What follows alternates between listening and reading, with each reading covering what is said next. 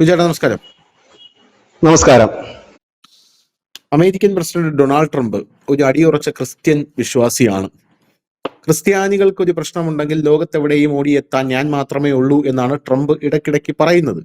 പോരാത്തതിന് Christians persecute ചെയ്യപ്പെടുന്ന പല നാടുകളുമുണ്ട്. അത് സ്വാഭാവികമായിട്ടും ഉണ്ട്. അത് ഈ ഇസ്ലാമിക രാജ്യങ്ങളിലെല്ലാം ക്രിസ്ത്യൻസ് പെർസിക്യൂട്ട് ചെയ്യപ്പെടുന്നുണ്ട്. പിന്നെ ഈ ആഫ്രിക്കൻ രാജ്യമായിട്ടുള്ള നൈജീരിയയിൽ ഈ ഇടയ്ക്ക് അതിഭീകരമായിട്ട് ക്രിസ്ത്യൻസ് പെർസിക്യൂട്ട് ചെയ്യപ്പെടുന്നുണ്ടായിരുന്നു.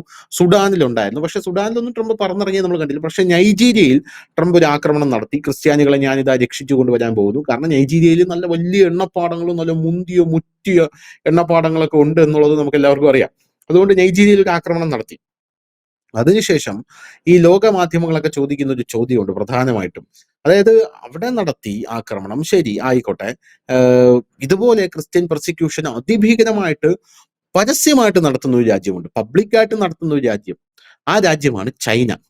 ആ ചൈനയിൽ എന്തുകൊണ്ടാണ് ട്രംപ് ഒരു ആക്രമണം നടത്താത്തത്? കാരണം ക്രിസ്ത്യാനികളുടെ തലതൊട്ടപ്പനാണല്ലോ ട്രംപ്.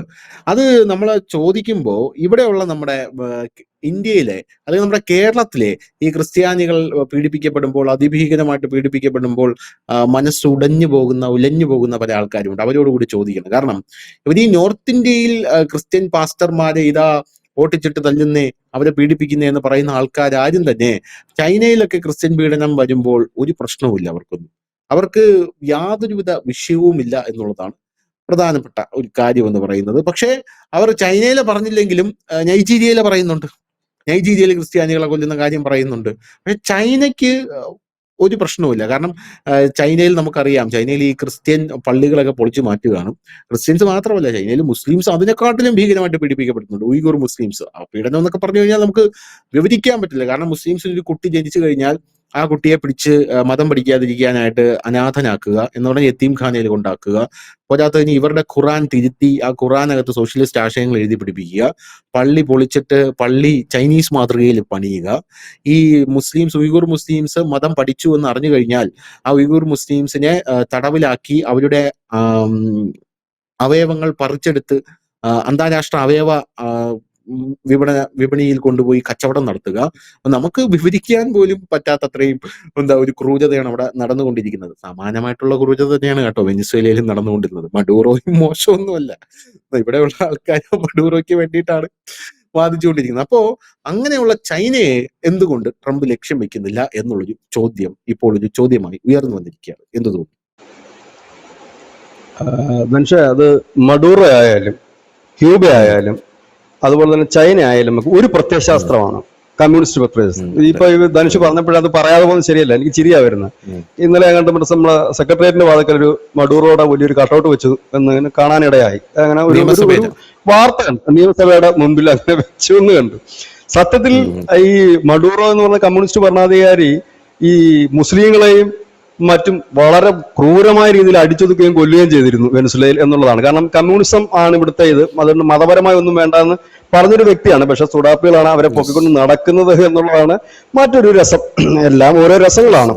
ഏതായാലും ചൈനയിലേക്ക് വരുമ്പോൾ, ചൈനയിൽ ക്രിസ്ത്യാനികൾ ചെറിയൊരു വിഭാഗം നമുക്ക് പറയാൻ കഴിയില്ല. കാരണം 4.5 കോടി പേരുണ്ട്. 44 ദശലക്ഷം പേരുണ്ട്. അതിൽ ഏറ്റവും കൂടുതലുള്ള വിഭാഗം എന്ന് പറഞ്ഞാൽ പ്രൊട്ടസ്റ്റന്റ് വിഭാഗക്കാരാണ്. ഈ പ്രൊട്ടസ്റ്റന്റ് വിഭാഗക്കാർ എനിക്ക് തോന്നുന്നത് നമ്മുടെ ഈ ചാനൽ മാത്രമാണ് ഒരു വർഷത്തിനിടയ്ക്ക് ഇത് 2ാമത്തെ തവണ നമ്മൾ ചൈനയിൽ നടക്കുന്ന ക്രിസ്ത്യൻ പീഡനത്തെ കുറിച്ച് വാർത്ത ചെയ്യുന്നത്. ആരും ഇതുവരെ കേരളത്തിൽ ഒരു മാധ്യമങ്ങളും ആ വാർത്ത ചെയ്തിട്ടില്ല. എന്തുകൊണ്ടാണെന്ന് ചോദിച്ചു കഴിഞ്ഞാൽ അവർക്ക് ഈ വാർത്ത കിട്ടാത്തത് കൊണ്ടോ ഒന്നുമല്ല, പകരം അത് അവർക്ക് ഇഷ്ടമല്ല അങ്ങനെ ചെയ്യുന്നത്. കാരണം ചൈനയാണല്ലോ, കമ്മ്യൂണിസ്റ്റ് രാഷ്ട്രമാണല്ലോ. അപ്പൊ അവിടെ ക്രിസ്ത്യാനികളോ മുസ്ലിങ്ങളോ പീഡിപ്പിക്കപ്പെടുന്ന വാർത്തയാകരുത് എന്നൊരു ലക്ഷ്യം വെച്ചുകൊണ്ടായിരിക്കണം ഒരുപക്ഷെ അവരത് ചെയ്യാത്തത്. പകരം ബീഹാറിലോ യു.പിയിലോ ഏതെങ്കിലും വഴിയെ കൂടെ പോകുന്ന ആർക്കെങ്കിലും എന്തെങ്കിലും സംഭവിച്ചാൽ, ആരെങ്കിലും കളിയാക്കിയാൽ അത് ക്രിസ്ത്യൻ പീഡനമായി ഇവിടെ അവതരിപ്പിച്ചു കഴിഞ്ഞാൽ സംഘപരിവാറിനെതിരെയാണല്ലോ എന്നുള്ളത് കൊണ്ടാണ് നമ്മൾ ഈ വാർത്ത കൊടുക്കുന്നത്. എന്താണെന്ന് വെച്ചാൽ ഇങ്ങനെയുള്ള കാര്യങ്ങൾ ഈ ലോകത്ത് നടക്കുന്നുണ്ടോ എന്നുള്ളത് നമ്മുടെ പ്രേക്ഷകരെങ്കിലും കുറഞ്ഞ പക്ഷം അറിയണമെന്നുള്ള ആഗ്രഹം കൊണ്ട് മാത്രമാണ് നമ്മളിത് കൊടുക്കുന്നത്. പറഞ്ഞു വരുന്നത്, ചൈനയിലെ പ്രൊട്ടസ്റ്റന്റ് സഭാ നേതാക്കള് കൂട്ടത്തോടെ അറസ്റ്റ് ചെയ്യുകയാണ്. മുമ്പ് 10,000 പേരെ തടവിലാക്കിയിട്ട് അതിൽ 2,500 പേരുടെ വിവരങ്ങളേ ഇല്ല. എവിടെയാണ് അവരെന്ന് പോലും, കൊന്നുകളഞ്ഞോ അതോ എന്താണ് എന്ന് വിവരമില്ല. ഇപ്പൊ പുതിയ വിവരം വരുന്നത്, ഇത് BBC ആണ് റിപ്പോർട്ട് ചെയ്തിരിക്കുന്നത്. പ്രൊട്ടസ്റ്റന്റ് സഭാ നേതാക്കളെ മധ്യ ചൈനയിലെ ചെങ്ഡുവിൽ ഉള്ള പള്ളിയും ഓഫീസും വീടുകളും റെയ്ഡ് ചെയ്യുകയാണ്. ഈ ചെങ്ഡുവിൽ എന്ന് പറയുന്ന സ്ഥലം ഒരു ചെറിയ സ്ഥലമല്ല. അതായത് ചൈനയുടെ ഒരു പ്രധാനപ്പെട്ട ക്രിസ്ത്യൻസ് താമസിക്കുന്ന ഒരു ഇടമാണ്. ഇത് ഈ പുരോഹിതരെയും പള്ളി ഓഫീസിലുള്ളവരെയും അതുപോലെ ക്രിസ്ത്യൻസിനെ മുഴുവൻ തടവിലാക്കുകയാണ്. ഒപ്പം തന്നെ ഇതിന്റെ ഈ വിവരം പുറത്തുവിട്ടിരിക്കുന്ന വികാസം റിപ്പീറ്റ് ഉണ്ട്. ഈ വിവരം പുറത്തുവിട്ടിരിക്കുന്നത് എർലറെ ഇൻ കവന്റ് ചർച്ച് എന്ന് പറയുന്ന ഒരു ചർച്ചാണ്. ആ ചർച്ചാണ് ഇതിന്റെ വിവരങ്ങൾ പുറത്തുവിട്ടത്. അതൊരു വലിയ ചർച്ചാണ്. അവിടുത്തെ 2008 മുതൽ ചൈനയിൽ പ്രവർത്തിക്കുന്ന ഒരു വിഭാഗം കൂടിയാണ് അവര്. പെൻഷൌവിലാണ് ഇതിന്റെ ആസ്ഥാനം. പെൻഷൌ എന്ന് പറഞ്ഞു കഴിഞ്ഞാൽ ചൈനയിലെ ജെറുസലേം എന്നാണ് ഈ പെൻഷൌ അറിയപ്പെടുന്നത്. ഏറ്റവും കൂടുതൽ ക്രിസ്ത്യാനികളുള്ളതും ഏറ്റവും കൂടുതൽ പള്ളിയുള്ളതുമാണ്.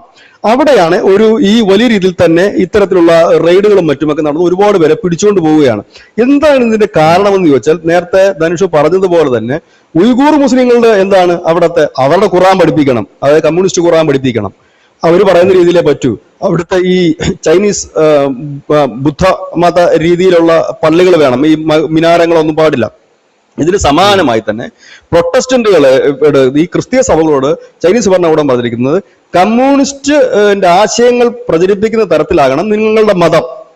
കാരണം ചൈന നിരീശ്വരവാദത്തെ പ്രോത്സാഹിപ്പിക്കുന്ന രാജ്യമാണ്, ഇത് കമ്മ്യൂണിസ്റ്റ് രാജ്യമാണ്. അതുകൊണ്ട് ഞങ്ങളുടെ പ്രത്യയശാസ്ത്രത്തോട് ചേർന്ന് നിൽക്കുന്ന രീതിയിലായിരിക്കണം നിങ്ങളുടെ മതപരമായ കാര്യങ്ങൾ. ഇനി വളരെ കൗതുകകരമായ കാര്യമുണ്ട്. ചൈനയിലെ സർക്കാർ അംഗീകൃത പാസ്റ്റർമാരുണ്ട്. അതായത് ചൈനയിലെ ഈ കമ്മ്യൂണിസ്റ്റ് ആശയങ്ങൾ കൂടെ ചേർത്ത് വെച്ചുകൊണ്ട് മതപ്രഭാഷണം നടത്തുന്ന പാസ്റ്റർമാർക്ക് മാത്രമേ അവിടെ അനുവാദമുള്ളൂ. അതുപോലെ തന്നെ സർക്കാർ അംഗീകൃത ചർച്ചകളുണ്ട് ചൈനയിൽ. അതിൽ മാത്രമേ പ്രാർത്ഥിച്ചാൽ കുഴപ്പമില്ല.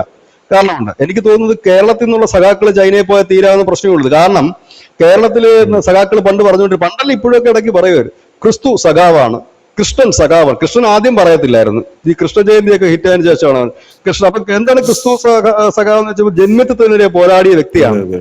കൃഷ്ണൻ പിന്നോക്ക വിഭാഗത്തിന്റെ പ്രതീകമാണ്, അതുകൊണ്ട് അദ്ദേഹം സഖാവാണ് എന്ന് പറയാറുണ്ട്. അപ്പം അതാണ് ഞാൻ പറഞ്ഞത്, കേരളത്തിലുള്ളവർ ചൈനയെ പോയിട്ട് ഷീ ചിങ്ങിനോട് പറഞ്ഞാൽ മതി ക്രിസ്തു സഖാവാണ് സഖാവ്, അതുകൊണ്ട് അഡ്ജസ്റ്റ് ചെയ്ത് കൊടുക്കുന്നു പറഞ്ഞാൽ മതി, തീരുന്നതേ ഉള്ളൂ. പക്ഷെ അങ്ങനെയല്ല. ഇവിടെ 2018 തന്നെ ഉള്ള ഒരു കണക്കാണ്, സെൻസസ് കണക്ക് പ്രകാരം 4.5 കോടി ജനം അവിടെ ഉണ്ട്. ഇനി അംഗീകൃത പാസ്റ്റർമാരുണ്ട്, അവർക്ക് ഈ പള്ളികളിലെ പ്രാർത്ഥനയ്ക്ക് മറ്റും എടുക്കാൻ പറ്റും. ഒപ്പം തന്നെ ഈ ആദ്യം ഇവർ ചെയ്യുന്ന ഒരു മുന്നറിയിപ്പ് കൊടുക്കും ഈ പള്ളികൾക്ക് പറ്റും. പള്ളികൾ പൊളിച്ച് നീക്കിക്കൊണ്ടിരിക്കുകയാണ്. പള്ളികളാണ് ഈ ചെങ്ഡുവിലുള്ള പള്ളിയാണ് പൊളിച്ചത്. ഒപ്പം തന്നെ പെൻഷുവിലുള്ള പള്ളികളും പൊളിച്ചു നിൽക്കുന്നുണ്ട്. ആദ്യം ഒരു നോട്ടീസ് കൊടുക്കും, ഇവരെ കൊണ്ട് പിഴ അടപ്പിക്കും. പിഴ അടപ്പിച്ചതിന് ശേഷമാണ് ഇവരെ അറസ്റ്റ് ചെയ്യുന്നത്. അതാണ് വളരെ രസം. അതായത് ഇവരുടെ കയ്യിൽ നിന്ന് പിടുങ്ങാനുള്ള പൈസ മുഴുവൻ എടുത്തു മാറ്റുകയും അതിനുശേഷം ഇവരെ കൊല്ലാക്കൊല ചെയ്യുകയും കൊല്ലുകയും മറ്റും ചെയ്യുന്ന ഒരു കാര്യമാണ്. ഇതിന്റെ മറ്റൊരു തിക്തഫലം അനുഭവിക്കുന്ന ചർച്ചാണ് സിയോൺ ചർച്ച്. ഈ സിയോൺ ചർച്ച് നമ്മുടെ കേരളത്തിലുമൊക്കെ ഉണ്ട്. വളരെ ചെറിയ സഭയാണ് കേരളത്തിൽ. അത് തൃശ്ശൂർ ആസ്ഥാനമായിട്ടാണ് അത് പ്രവർത്തിക്കുന്നതാണ് എന്റെ ഒരു അറിവ്. കാരണം മുമ്പ് അവിടുത്തെ ഒരു സംഘർഷം നമ്മൾ റിപ്പോർട്ട് ചെയ്തിരുന്നു, അതിന്റെ ഓർമ്മയ്ക്ക് ഞാൻ പറഞ്ഞതാണ്. അപ്പം ഇത്തരം സഭകൾ അവിടെ വലിയ രീതിയിലുണ്ട്. അപ്പൊ ഈ ക്രിസ്തീയ സഭകളെ ഇത് പുറം ലോകം അറിയാത്തതല്ല. BBC കണക്കൊരു മാധ്യമം ഇത്തരം വാർത്തകളിൽ അതിന്റെ വിഷ്വൽ സഹിതമാണ് അവർ കൊടുത്തിരിക്കുന്നത്. പള്ളി തകർക്കുന്നതിന്റെ വിഷ്വൽസ് ഉണ്ട്, അത് സഹിതം കൊടുത്തിട്ടും ഇവിടുത്തെ മാധ്യമങ്ങൾ അത് കാണാതെ പോകുന്നു എന്ന് പറഞ്ഞാൽ അത് അവർ കാണാതെ പോയതല്ല, അവരത് മനഃപൂർവ്വം കാണുന്നില്ല എന്നുള്ളതാണ്. അപ്പൊ വലിയ രീതിയിൽ തന്നെ അവിടെ ആക്രമണം നടക്കുന്നുണ്ട്. അതായത് ഒരു വംശഹത്യ എന്ന് തന്നെ നമുക്ക് പറയേണ്ടി വരും. മുസ്ലിംസിനെ ഒരു വലിയ വിഭാഗത്തെ കൊലപ്പെടുത്തുന്നു, ക്രിസ്ത്യൻസിനെ വലിയ വിഭാഗത്തെ കൊലപ്പെടുത്തുന്നു. ഇത് സ്വാഭാവികമായിട്ട് നമ്മളിവിടെ ചർച്ച ചെയ്യുമ്പോൾ ചിലരെങ്കിലും ഒന്ന് ചോദിക്കും, നിങ്ങളിപ്പോ ഇതെന്തിനാണ് ഇവിടെ പറയുന്നത്, സംഘികളെ എല്ലായിടത്തും കൊല്ലുന്നില്ല എന്ന് ചോദിക്കും. സംഘികൾ മരിക്കപ്പെടാനായിട്ട് ലോകത്ത് ഒരുപാട് സ്ഥലങ്ങളിലില്ല. അപ്പൊ നമ്മളിത് പറഞ്ഞു വന്നത് എന്തുകൊണ്ടെന്ന് വെച്ചാൽ ലോകത്തിലെ ഏറ്റവും വലിയ മതമായ ക്രിസ്ത്യൻ മതവും ഇസ്ലാം മതവും അവര് ന്യൂനപക്ഷമായെടുത്ത് വലിയ രീതിയിലുള്ള പീഡനം അനുഭവിക്കുന്നുണ്ട് എന്ന് നമ്മൾ അറിയേണ്ടതായിട്ടുണ്ട്.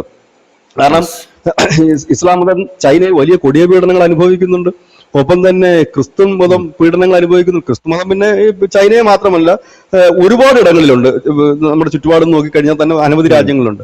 ഹിന്ദു മതം എന്ന് പറഞ്ഞാൽ അങ്ങനെ എല്ലായിടത്തും വ്യാപിച്ചു കിടക്കുന്ന ഒരു മതമല്ലല്ലോ, വളരെ കുറച്ച് രാജ്യങ്ങളിൽ മാത്രമേ ഉള്ളൂ. അതിൽ ബംഗ്ലാദേശ്, പാകിസ്ഥാനിൽ പിന്നെ ഇപ്പൊ പീഡിപ്പിക്കാൻ പോലും ഹിന്ദുക്കളില്ല. കൊന്നൊടുക്കി അതിനെ തീർത്തു. ഇപ്പൊ ബംഗ്ലാദേശ് മാത്രമേ നമുക്ക് എടുത്ത് പറയാം. അപ്പൊ അതുകൊണ്ടാണ് നമ്മൾ ഈ ഇങ്ങനത്തെ ഒരു വാർത്ത കൊടുക്കുന്നത്. കാരണം ഈ എവിടെയായാലും ആക്രമണം നടക്കുന്നത് അത് ആക്രമണം എന്ന് തന്നെ നമ്മൾ അതിനെ പറയണം, അത് ഇല്ലായ്മ ചെയ്യുക എന്നുള്ളത്. അത് ചൈന എന്ന് പറയുന്ന കമ്മ്യൂണിസ്റ്റ് രാഷ്ട്രം ഒരു ഭാഗത്തുകൂടി തന്നെ അവരവരുടെ വ്യവസായം ബിസിനസ്സും വ്യാപിപ്പിക്കാൻ അമേരിക്കയുമായി വലിയ രീതിയിൽ എക്സ്പോർട്ടിങ് നടത്തുകയും ബിസിനസ് ചെയ്യുകയും ക്രിസ്തീയ രാജ്യങ്ങളിലേക്ക് തന്നെയാണ് അവരുടെ ഏറ്റവും കൂടുതൽ ബിസിനസ് നടത്തുന്നത്. ചില ആളുകൾ പറയുന്നത് ഈ ക്രിസ്ത്യാനികളെ പീഡിപ്പിക്കുന്നുണ്ടാണ് ട്രംപ് ഇപ്പോൾ വ്യാപാര കരാറിൽ ഒപ്പിടാത്തത്, ട്രംപ് പേടിപ്പിക്കുകയാണെന്ന് പറയുന്നത്. അങ്ങനെയാണെങ്കിൽ ചൈനയുമായിട്ടല്ലേ അവർ ബന്ധം ആദ്യമേ തന്നെ ക്യാൻസൽ ചെയ്യേണ്ടത്. കാരണം ഈ പ്രൊട്ടസ്റ്റന്റ് വിഭാഗക്കാർ തന്നെയാണ് ഏറ്റവും കൂടുതൽ അമേരിക്കയിൽ ഉള്ളതെന്നാണ് എന്റെ വിശ്വാസം. എന്റെ ഒരു അറിവ് അങ്ങനെയാണ്, പരിമിതമായ അറിവാണ്, തെറ്റുണ്ടെങ്കിൽ തിരുത്താം. അപ്പോൾ ആ വിഭാഗക്കാരെ തന്നെയല്ലേ ചൈനയിൽ ആക്രമിക്കുന്നത് പിടിച്ചോണ്ട് പോയിട്ട് ഇവരുടെ വിവരങ്ങളില്ല എന്നുള്ളതാണ് അതിലും വലിയ രസം. ആക്രമിക്കുന്ന വെറുതെ അറസ്റ്റ് ചെയ്ത് ജാമ്യത്തിൽ വിടുകയല്ല ചെയ്യുന്നത്, പിടിച്ചോണ്ട് പോകുന്നു. ഈ നമ്മൾ കഴിഞ്ഞ തവണ ചെയ്ത വാർത്തയിൽ 10,000 പേരെ പിടിച്ചോണ്ട് പോയതായിരുന്നു, പുരോഹിതന്മാരുൾപ്പെടെ. ഇതില് സ്ത്രീകൾ ഉൾപ്പെടെ പിടിച്ചോണ്ട് പോകുന്നത്. പിടിച്ചോണ്ട് പോയിട്ട് ഇതിനെക്കുറിച്ച് പിന്നെ പുറലോകം അറിയില്ല, ഇവർ കൊന്നോ അതോ ജീവനോടുണ്ടോ എന്നുള്ളത് ആർക്കും അറിയില്ല. ഈ ഉയ്ഗൂർ മുസ്ലിങ്ങളുടെ ആണെന്നുണ്ടെങ്കിൽ ഈ ബന്ധ്യംകരണവും മറ്റുമൊക്കെ ചെയ്യുന്നുണ്ട്, വീണ്ടും കുട്ടികൾ ഉണ്ടാകാതിരിക്കാൻ. അതുപോലെ തന്നെ പുതിയ ഒരു ജീനിന്റെ പരീക്ഷണം അവർ നടത്തുന്നുണ്ട്. അതായത് ഇനി ഉണ്ടാകുന്ന കുട്ടികൾ ഈ ചൈനീസ് ഒരു ജീനുണ്ടല്ലോ, ചൈനക്കാരുടെ ഒരു തനതായ ആ ജീനുകളിൽ ഇവർ പരീക്ഷണം നടത്തിക്കൊണ്ടിരിക്കുകയാണ്, ഇനി ഉണ്ടാകുന്ന കുട്ടികൾ അങ്ങനെ ആയി തീരാൻ വേണ്ടിയിട്ടും. അപ്പോൾ വലിയ രീതിയിൽ തന്നെയുള്ള പീഡനങ്ങൾ അനുഭവിക്കുന്നുണ്ട്. ഇവിടെ നമ്മൾ നോർത്ത് ഇന്ത്യ നോക്കി കരയുന്നതോടൊപ്പം തന്നെ, ഇല്ല നൈജീരിയയിൽ നോക്കി നമ്മൾ ഉൾപ്പുളകിതരാകുന്നതിനൊപ്പം തന്നെ ഈ ചൈനയിൽ, കമ്മ്യൂണിസ്റ്റ് രാഷ്ട്രമായി ചൈനയിൽ നടക്കുന്ന വിവരം കൂടി നാം അറിയേണ്ടതായിട്ടുണ്ട്. എങ്കിൽ ഇതെല്ലാം കൂടെ അറിഞ്ഞു വെക്കുമ്പോൾ മാത്രമാണ് നമുക്ക് യാഥാർത്ഥ്യം മനസ്സിലാകാൻ പറ്റത്തുള്ളൂ. ഏതായാലും ഈ കാര്യങ്ങൾക്ക് അറിയാതെ പുതിയതായി ഓരോ അപ്പനെ കിട്ടുമ്പോൾ പൊക്കിക്കൊണ്ട് നടക്കുന്ന ഒരു പതിവാണ് ഇപ്പൊ നമ്മുടെ ഈ രാജ്യത്തെ പ്രതിപക്ഷത്തിൽ നമുക്ക് കാണാൻ കഴിയുന്നത്. അതിലിപ്പോ അവർക്ക് കിട്ടിയിരിക്കുന്ന അപ്പനാണ് മഡൂറോ. ഇപ്പൊ എന്ത് കുന്തത്തിനാണ് ഈ സുഡാപ്പികൾ ഇവരെ പിന്തുണയ്ക്കുന്നതെന്ന് എനിക്ക് സുഡാപ്പികൾ പിന്തുണയ്ക്കേണ്ട ഒരു ന്യായമായ ഒരു ആവശ്യമുണ്ട് കേട്ടോ, അതൊരു യാഥാർത്ഥ്യമാണ്. കാരണം പാലസ്തീന് വേണ്ടിയിട്ട്, ഗസയ്ക്ക് വേണ്ടിയിട്ട് നിലപാടെടുത്ത പരസ്യമായി തന്നെ ഈ പരിപാടികളൊക്കെ പങ്കെടുത്ത വ്യക്തിയാണ്. പക്ഷെ അതേ സമയത്ത് തന്നെ പുള്ളി അപ്പുറത്ത് ഇത് ചെയ്യുന്നത്, ഇത് ചൈനയുടെ പരിപാടിയാണ്, ചൈന പരസ്യമായിട്ട് പറയുന്നതല്ല, അവർ രഹസ്യമായിട്ട് ചെയ്യുന്നത്. അതൊക്കെ വെച്ച് നോക്കുമ്പോൾ നമ്മുടെ ഈ രാജ്യം എത്ര സുന്ദരമാണ് എന്ന് തന്നെ നമുക്ക് പറയേണ്ടി വരും. അവിടെ ഇവിടെ നടക്കുന്ന, കാരണം ഈ 140 കോടി ജനമുള്ളിടത്ത് എല്ലാവരും സ്നേഹത്തിൽ പോകണമെന്ന് ശാഠ്യം പിടിക്കുന്നത് ശരിയല്ലല്ലോ. നമ്മുടെ ഈ കേരളത്തിൽ പോലും എല്ലാവരും മുഖത്തോട് മുഖം നോക്കാത്ത ബന്ധുക്കളും സ്വന്തക്കാരുമുള്ളവരാണ് നമ്മളെല്ലാവരും. അവിടെയാണ് ഈ 140 കോടി ജനവും ഒരേപോലത്തെ മനസ്സോടുകൂടി പോകണം എന്ന് പറയുന്നത് അസാധ്യമായ ഒരു കാര്യമാണ്. ഇന്നും അമേരിക്കയിലായാലും എവിടെയാണെങ്കിലും നടക്കത്തില്ല. അപ്പൊ സ്വാഭാവികമായിട്ട് തന്നെ ചിലപ്പോൾ വല്ല തർക്കങ്ങളോ വഴക്കുകളോ വല്ല കശപിശോ അടിയോ ഉണ്ടാകുന്നിരിക്കാം. അതിനെ പർവ്വതീകരിച്ച് കാണിക്കുന്നത് രാഷ്ട്രീയ നേട്ടം. ഇത് നമ്മൾ എടുക്കുന്നത് പ്രീണനം തുറന്നു കാണിക്കാനാണ് ഈ വാർത്ത എടുക്കുന്നത്. കാരണം ഈ രാഷ്ട്രീയ നേട്ടത്തിന് വേണ്ടിയിട്ട് അത് വലിയ രീതിയിൽ പർവ്വതീകരിച്ച് കാണിക്കുകയും ഇതുപോലെയുള്ള കൂട്ട വംശഹത്യകൾ നടക്കുന്നതിനെ മൂടി വെക്കുകയും ചെയ്യുന്ന ഒരു പ്രത്യേകതരം മാധ്യമപ്രവർത്തനവും മതേതരത്വവുമാണ് നമ്മുടെ നാട്ടിലുള്ളത് എന്ന് പറയുന്നതിന് വേണ്ടിയിട്ട് മാത്രമാണ് നമ്മൾ ഈ വാർത്ത എടുത്തിരിക്കുന്നത്. കാരണം ഇതൊരു ജനങ്ങൾക്ക് ഒരു അക്കാഡമിക് പർപ്പസിന് വേണ്ടിയിട്ടാണ്, അവരുടെ മനസ്സിൽ അത് സൂക്ഷിക്കുന്നത്. കാരണം ഇങ്ങനെ ഉണ്ട് എന്ന് പറയാൻ വേണ്ടിയിട്ടില്ല, അല്ലാതെ ലോകത്തെല്ലായിടത്തും മുസ്ലിങ്ങൾ സുരക്ഷിതരാണ്, അല്ലെങ്കിൽ ലോകത്തെല്ലായിടത്തും ക്രിസ്ത്യാനികൾ സുരക്ഷിതരാണ്, ഇന്ത്യയിൽ മാത്രമാണ് അവിടെ ഇവിടെയുമൊക്കെ ഇടയ്ക്ക് ചില പ്രശ്നങ്ങൾ ഉണ്ടാകുന്നത് എന്ന് പറയുന്നവർക്ക് നല്ലൊരു മറുപടിയാണ് ചൈന എന്നുള്ളതാണ്. കാരണം ഇത് ഒരു മാധ്യമങ്ങളും പറയാൻ സാധ്യതയില്ലാത്തത് കൊണ്ട് മാത്രമാണ് നമ്മൾ ഇത് എടുത്തത്. ഇത് പറയില്ല, കുറഞ്ഞ പക്ഷം ഈ നിയമസഭാ തെരഞ്ഞെടുപ്പ് വരെയെങ്കിലും പറയാൻ സാധ്യതയില്ല.